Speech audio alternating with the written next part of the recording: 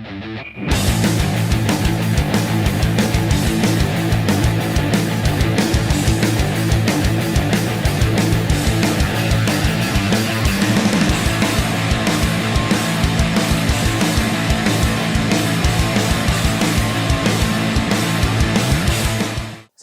warahmatullahi wabarakatuh.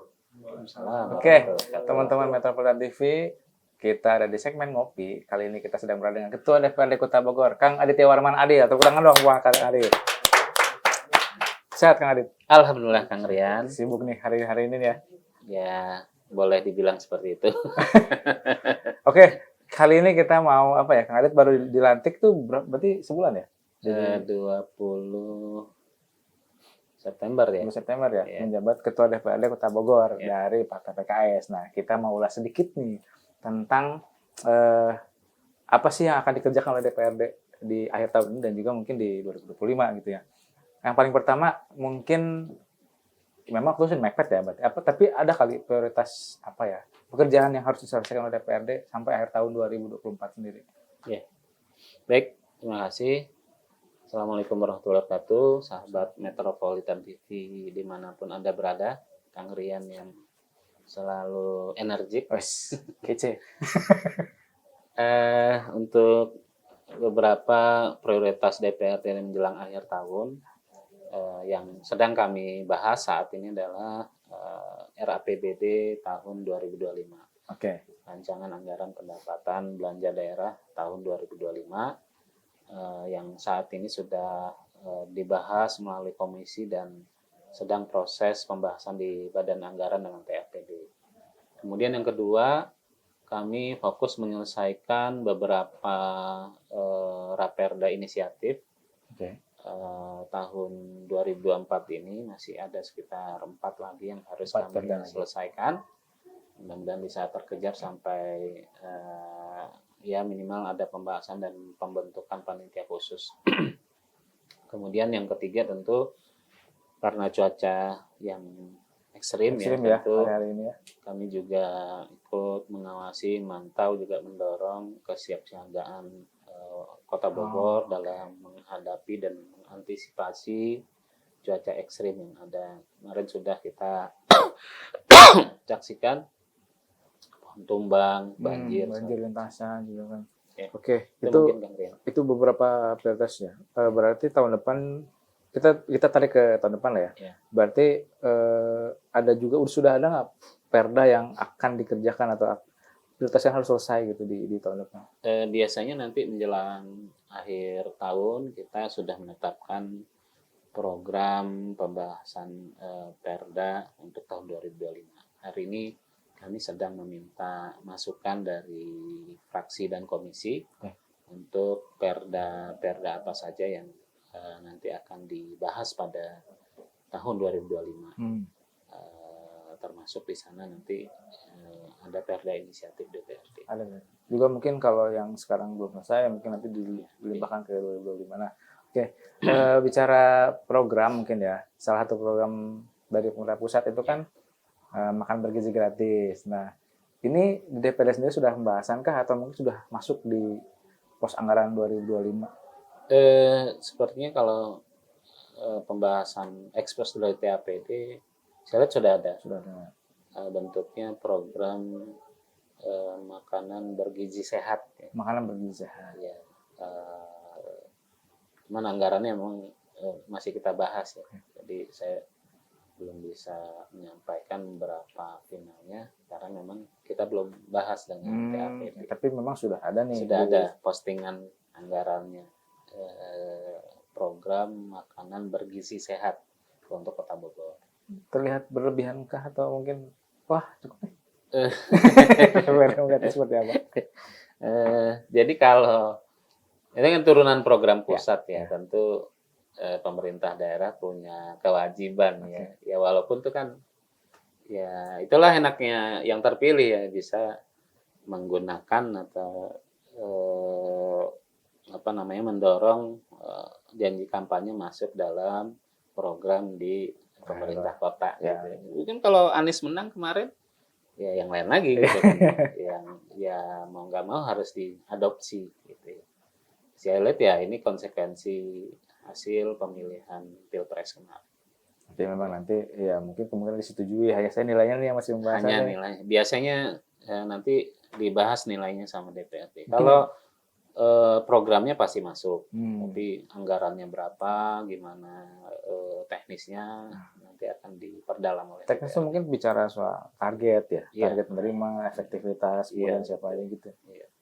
Oke. Saya agak heran juga kok namanya jadi bergizi sehat bukan gratis. Berarti nggak gratis kan Yang bayarin. yang bayarin. Iya ya, artinya itu juga sudah masuk dan jadi pembahasan antara Pemkot dan juga DPRD. Iya. Nah, oke. Terkait apa ya, tahun depan kan berarti sudah ada wali kota baru ya gitu. Mungkin PKS berharapnya nanti dari PKS yang jadi wali kota ya, biar nanti sinerginya. Ya tentu, insya Allah. Oke, berarti buat apa ya, buat DPRD nih yang sekarang itu PR apa saja nih untuk membangun kota Bogor ke depan nih buat calon wali kota Bogor Ya. dan wakil wali kota Bogor. Saya lihat ke depan pemerintah kota ini memang harus membuat kota Bogor nyaman. Oke, itu dia. Enggak maksudnya. Lu kita yang kalau saya pribadi karena tinggal di Jalan Baru rasa sekarang. Jadi dampak tol sekarang lebih sering banjir ya. Infrastruktur. Oh gitu. Iya kan di underpass banjir. Okay. Terus terang ya agak ini juga. Miris ya. Ya di samping ada kemudahan akses jalan segala macam, ternyata ada dampak kurang bisa kita antisipasi kemarin. Masih ya Kota Bogor dengan hujan yang curahnya cukup tinggi. Kalau begitu terus kan tentu mengurangi kenyamanan masyarakat. Infrastruktur. Kemudian yang kedua ya kami berharap nanti ke depan bisa menciptakan model transportasi yang lebih enak gitu ya, lebih lancar gitu ya. Kemudian yang ketiga prioritas ke depan juga kami harapkan pelayanan air lebih bagus lagi gitu. Ini kan saya sering di DM lah sama warga komplain tentang masalah air bersih. Ya kami sih dengan Perumda Tirta Pakuan ya di rapat-rapat DPRD juga ya itulah mendorong mengawasi dengan baik ya teman-teman agar memang pemenuhan air bersih ini juga dirasakan berkualitas sama masyarakat. Pendidikan gimana, Ketua? Kemudian pendidikan juga tetap ya karena pendidikan ini porsinya secara porsi anggaran 20%. Ya kan banyak kritik bahwa zonasi tapi sekolah tidak merata gitu. Nah, mungkin ada harapan-harapan dari DPRD terkait nanti pada Kota Baru yang lebih memberikan efektivitas apapun program atau kebijakan pemerintah. Tentu kalau ngomong program penambahan sekolah baru. Itu ada di programnya Kang Atang enggak? Oke. Ya maksudnya tentu ya harapan harus kita bersama lah itu ya. Keruutan zonasi ini gitu ya. Jadi ya bisa jadi mungkin menurut saya ke depan ya harus transparan ya di sistem zonasi ini. Kadang ada juga yang protes kok rumah saya dekat sekolah malah nggak ada masuk. Nah ini sepertinya sih kalau kita buat secara digital transparan ya mungkin ya harus fair gitu ya. Begitu kalau memang jaraknya jauh dari sekolah ya janganlah. Tapi kalau kami punya pendapat lain tentang sistem zonasi ini, mungkin ya harus ditinjau ulang gitu ya. Kebijakannya dihilangkan.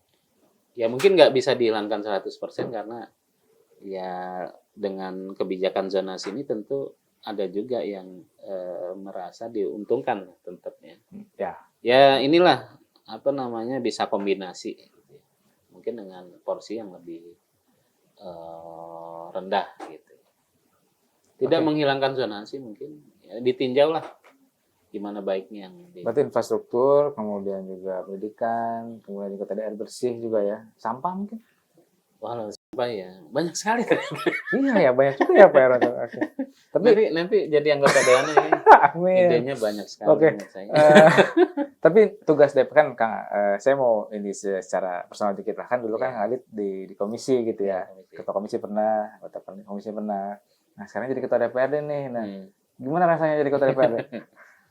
Iya, ternyata berat ya jadi ketua DPRD. Apa yang berat?